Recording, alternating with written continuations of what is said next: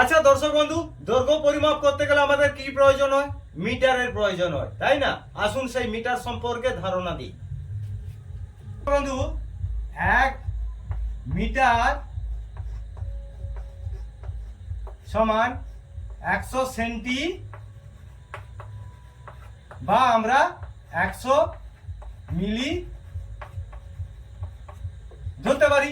ঠিক আছে, 10 মিলি সমান 1 সেন্টি। ধারণটা নিয়ে নিন, 1 সেন্টি হয়ে গেল। 10 সেন্টি সমান 1 ডেসিমিটার হলো। 10 ডেসি সমান 1 মিটার। দেখুন, তারপর দেখুন 10 ডেকামি সমান 1